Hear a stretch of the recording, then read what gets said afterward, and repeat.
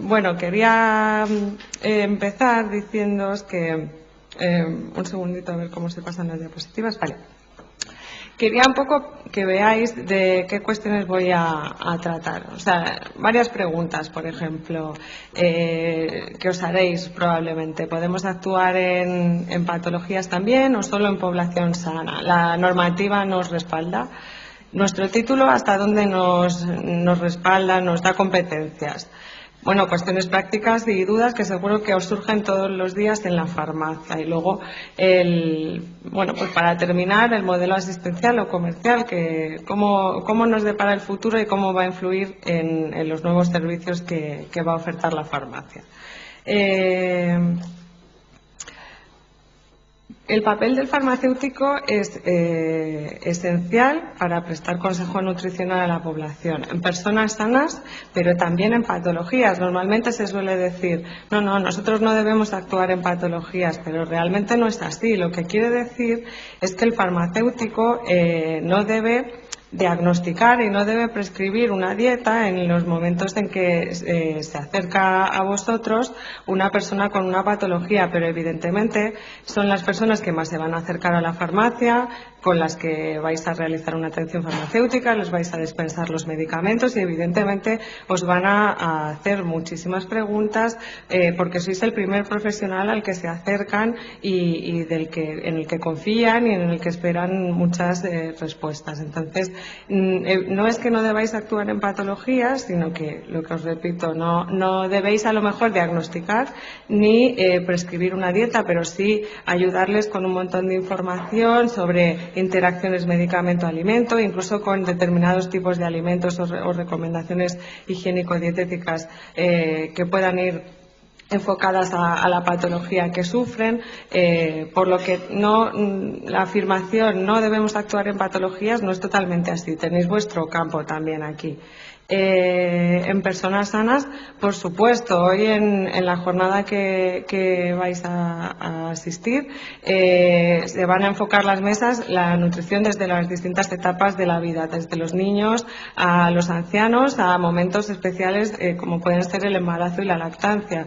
En todos estos momentos el consejo del farmacéutico es también esencial, por una parte respecto a los productos y por otra parte respecto a las recomendaciones nutricionales específicas. Yo sé que en la mente de muchos de vosotros estará qué podemos hacer o no en dietas, pero para eso estamos aquí y lo vamos a ir viendo durante la conferencia. ¿Qué ocurre con la normativa? La normativa es la que no respalda, la que restringe mucho el papel del farmacéutico en nutrición. Sobre todo desde que se aprobó la Ley de Ordenación de Profesiones Sanitarias en el 2003, tenemos un texto legal que establece o quiere delimitar cuáles son las competencias de cada profesional. Entonces viene a establecer que el farmacéutico es el profesional del medicamento y de los productos sanitarios y todos los relacionados, pero es el mundo del medicamento y deja a los dietistas, a los nutricionistas, el ámbito específico de la nutrición, pero sobre todo en las dietas. También tenemos al técnico de formación profesional, al técnico superior en dietética y luego iremos viendo cuáles son más o menos las capacidades que legalmente se reconocen a cada uno. Os he incluido aquí también normativas que se refieren a la reforma universitaria que está ahora mismo aplicándose, que en 2010 tiene que estar completada en todas las universidades y que da lugar a nuevas titulaciones. La licenciatura de farmacia pasa a ser un grado en farmacia y la diplomatura de nutrición y dietética pasa a ser un grado en nutrición y dietética, y aquí tenéis las órdenes ministeriales que regulan los nuevos planes de estudio y también veremos un poco qué capacidades o no abren para los nuevos profesionales. También quería señalaros un Real Decreto de finales de 2008 por el que se elimina una posibilidad que existía hasta el momento y quizá alguno de vosotros os encontréis en esa situación. El farmacéutico podía licenciarse en farmacia, pero con la especialidad de nutrición y dietética. Esta posibilidad se ha eliminado por este Real Decreto porque se han eliminado todas aquellas especialidades que no se hubieran desarrollado en un régimen de residencia tipo MIR o FIR. Solo quedan esas posibilidades de especialización para el farmacéutico. Por tanto, la nutrición y dietética se ha eliminado.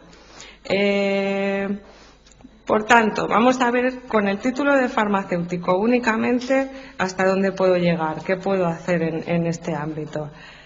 Evidentemente, el campo se abre para el farmacéutico porque en este texto legal que os he explicado del año 2003, donde se determina qué puede hacer cada profesión y cada profesional, se le limita al medicamento, pero se añade una coletilla que es y la prevención de la salud pública, la promoción de la salud y la prevención de la enfermedad. Es aquí donde se amplían las posibilidades competenciales del farmacéutico. Por lo tanto, participando en campañas de promoción de la salud y prevención, como pueden ser las destinadas a la reducción del sobrepeso y la prevención de la obesidad, evidentemente el farmacéutico, introduce su papel y se hace necesario en este ámbito, con lo cual puede abrir más posibilidades en el futuro. Evidentemente, lo que os he dicho antes, recomendaciones higiénico-dietéticas y también sobre interacciones medicamento-alimento, que son realmente importantes en pacientes sobre todo polimedicados.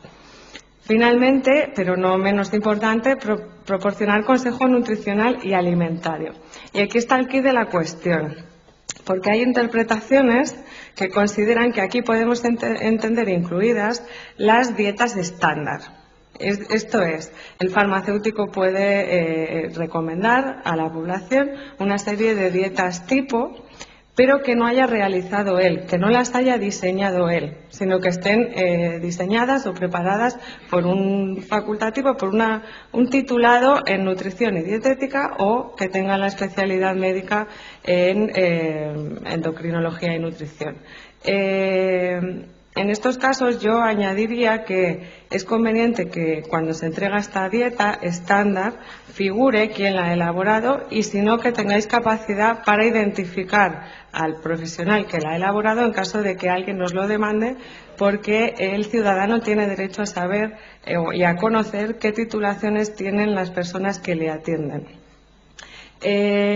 La diferencia, cuando damos un paso más y ya no hablamos de dietas estándar, sino de tratar a una persona en concreto, hacerle una dieta individualizada, aquí es donde finaliza vuestra competencia con el título de farmacéutico únicamente. A partir de aquí se necesita contar con la titulación de diplomado en nutrición y dietética, tener las autorizaciones sanitarias y fiscales que se exijan en cada comunidad autónoma y un espacio específico en la farmacia para realizar esta consulta dietética, que las exigencias por comunidades autónomas varían, pero tiene que ser un espacio que esté aparte de la zona de venta de productos y que se identifique como propio para dietética y nutrición. Por tanto, vamos a ver, con las posibilidades de formación que tenemos, ¿hasta dónde vamos a estar respaldados? Pues bueno, realizando el grado en nutrición humana y dietética, evidentemente es donde vamos a tener mayor cobertura. Luego, para los nuevos estudiantes que empiecen ahora mismo de cero, pueden realizar la doble titulación, algunas facultades la ofrecen, uniendo al grado en farmacia, que se realiza completo, la posibilidad de realizar algo más corta la titulación de nutrición y dietética y obtener ambas titulaciones al mismo tiempo. ¿Qué ocurre con los máster? Con los millones, diría yo, de másters que se os ofrecen en nutrición y dietética por todas partes. A día de hoy, los másters os dan conocimientos, pero no os dan respaldo jurídico. Ese es el problema. Y el tema de la formación profesional, porque bueno, también se puede barajar la posibilidad de, en lugar de tener que estudiar la diplomatura en nutrición y dietética, podría hacer ese título, esos estudios de formación profesional, ser técnico de superior en dietética y estar cubierto. Estaríais cubierto en casi todas las actuaciones, pero para hacer dietas personalizadas hay interpretaciones diferentes por comunidades autónomas, pero hay una postura bastante extendida de que el técnico no puede llegar a diseñar la dieta ni a prescribirla, sino que lo que tiene que hacer es poner en práctica las prescripciones médicas o de un diplomado en nutrición y dietética. Es un poco lo que se viene a interpretar. Pero si leéis la normativa, literalmente la del técnico de FP, bueno, os puedo decir que jurídicamente es difícil en este ámbito de la nutrición y dietética decir hasta aquí llega este profesional y aquí empieza el otro. Es complicado, pero bueno, lo vais a entender por qué. Históricamente, muchos de vosotros lo sabréis, quien realizaba el consejo en nutrición y dietética, quien tenía los gabinetes de nutrición y dietética eran los farmacéuticos. Entonces, es lógico que toda esta conflictividad que hoy existe sea porque habéis tenido esas competencias en el pasado. Pero ¿qué ocurre? En el año 95 se crea esta titulación de FP. Y en este momento son los colegios de farmacéuticos los que impugnan la creación de esa norma porque invaden sus competencias. Aún así, el Tribunal Supremo en este momento dijo que era un título que se podía crear y que era un profesional nuevo que tenía sus competencias y que podía existir. En el año 98 se crea la titulación universitaria en nutrición y dietética. Y en ese momento son los técnicos de FP los que impugnan la norma porque les invaden sus competencias. El Tribunal Supremo vuelve a decir lo mismo en una sentencia del año 2000. Todos los profesionales que actúan en nutrición y dietética tienen su espacio. Todos tienen que convivir. Ninguno tiene, digamos, la exclusividad para actuar en este ámbito. Sí es cierto que el más idóneo es el diplomado en nutrición y dietética, pero todos tienen su parte. ¿Qué ocurre? Que lo que no hace el Supremo es decirnos: este profesional tiene estas competencias, este profesional tiene estas. Entonces, digamos que es un campo en el que la tarta os la tenéis que dividir. El que se va a llevar la mejor parte es el nutricionista dietista. Eso es así, el titulado universitario. Pero todos tenéis vuestra parte y, en mi opinión, hay que trabajar por que se reconozca y porque tengáis vuestra parte. Digamos, posibilidades nuevas de formación en el futuro. Los nuevos farmacéuticos van a poder tener otras posibilidades. Bueno, como os decía, ocurren dos cosas con las nuevas titulaciones de la reforma de Bolonia. Por un lado, los máster, que ahora mismo os dan conocimientos pero no son títulos oficiales, pasan a ser títulos oficiales. La formación universitaria se divide en formación graduada y posgraduada y digamos que el posgrado también es una titulación oficial. Por otra parte, esas especialidades farmacéuticas que os contaba, la posibilidad de que el farmacéutico fuera especialista en nutrición y dietética, que existía antes y se ha eliminado en 2008, pues hace pensar si podríamos transformar esas especialidades que existían antes en estos nuevos máster oficiales y que entonces el farmacéutico realizara, hablo del que está estudiando, realizara su grado en farmacia y luego realizara un posgrado en nutrición y dietética. El farmacéutico no tiene obligación de realizar un posgrado, los demás titulados sí. El farmacéutico no, porque su carrera es más larga, pero puede hacerla, nadie se lo impide. Entonces, podría ser una solución. No parece muy diferente a la titulación conjunta que se ofrece en algunas otras universidades. ¿Qué ocurre? Que otra vez nos encontramos con el problema de que la normativa nos limita, porque nos dice que no se pueden equiparar los efectos de realizar una titulación de posgrado en nutrición y dietética al que tiene el grado en nutrición y dietética. digamos que imagino que por un tema de justicia jurídica, por decirlo así, no debe ser igual y entonces establecen que no sea igual. Pero yo creo que podéis coincidir conmigo en que podrían tener igual de capacidad e incluso los mismos conocimientos el farmacéutico que realiza este posgrado que el que ha realizado el grado, pero jurídicamente no es igual. Aún así, yo creo que está bien insistir en todo lo que sea la formación máster nueva oficial, porque, bueno, os puede cubrir cada vez en más cosas, si bien no va a llegar nunca a ser la misma competencia, las mismas competencias que el nutricionista dietista, por tema legislativo que lo ha establecido así. Solo mencionaros los nuevos planes de estudios, tanto del nuevo farmacéutico como el del nuevo graduado en nutrición y dietética, porque en concreto en el farmacéutico sí que en su nuevo plan de estudios se introducen nuevos contenidos de nutrición y dietética, incluso se habla de dietoterapia, es decir, que se demanda, se exige que el nuevo farmacéutico preste consejo terapéutico en farmacoterapia y dietoterapia, que participe en las decisiones de dietoterapéuticas, es decir, todo esto viene en la nueva normativa. Se le reconoce más papel al nuevo farmacéutico. Si bien volvemos a la misma situación, nunca va a tener exactamente el mismo nivel de competencias que el que haya realizado el grado en nutrición y dietética. Por otra parte, en el nuevo plan de estudios y las normas que lo aprueban para los dietistas nutricionistas, se recoge esta frase que dice que no se establece ninguna reserva de actividad a los poseedores de estos títulos. Volvemos a recuperar lo que os he contado antes de las sentencias del Tribunal Supremo. No les reservan toda la actividad en nutrición y dietética a ellos. Evidentemente los otros profesionales tienen su campo, siempre que no se extralimiten, digamos, porque ellos son jurídicamente el profesional idóneo, el que tiene más capacidades. Por otra parte, se reconoce, se establece normativamente que es una profesión regulada, sanitaria, que exige estar en posesión del título oficial de grado. Cuestiones prácticas que quería plantearos y que seguro que os habéis preguntado. ¿Qué ocurre con la remuneración? Se pueden remunerar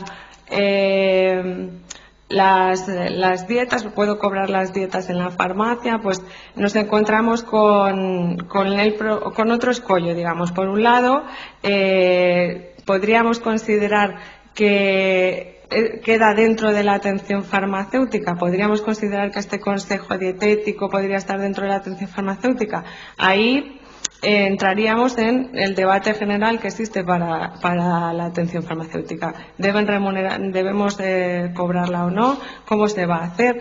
Bueno, si lo dejamos aparte, si consideramos simplemente este ámbito de la dietética como una actividad separada, porque tenemos el título de nutrición y dietética y la correspondiente autorización sanitaria y fiscal, aún así nos encontramos que algunas comunidades son reacias a permitir que la actividad se realice dentro de la oficina de farmacia porque no está prevista en la normativa de ordenación farmacéutica. Tenéis reconocidos otras secciones, como pueden ser los análisis clínicos, la ortopedia o la óptica, pero la dietética no está reconocida como tal, entonces hay un vacío legal.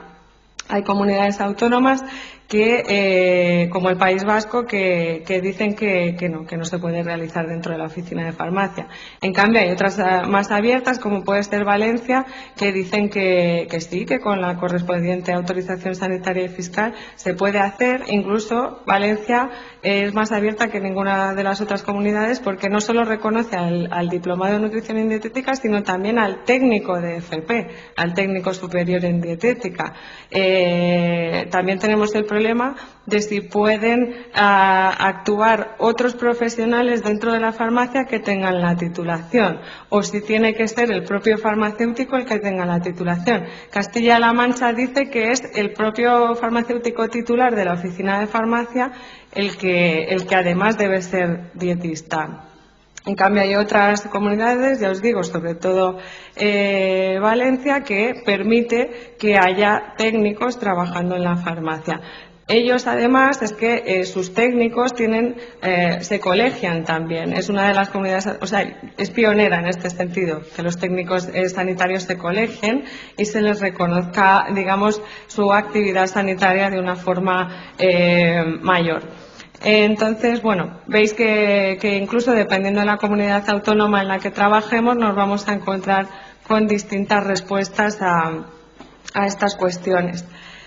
Y bueno, para terminar sí quería comentaros que puede influir el modelo de farmacia que tengamos en el futuro en todo este tipo de situaciones, porque si tuviéramos un modelo liberalizado de farmacia, probablemente se podrían incluir todo este tipo de servicios sin mayor problema, pero como no es así y el que tenemos tiene sus ventajas y además la Unión Europea ha reconocido que las tiene y que por tanto se puede reservar la propiedad y la titularidad de la farmacia al farmacéutico.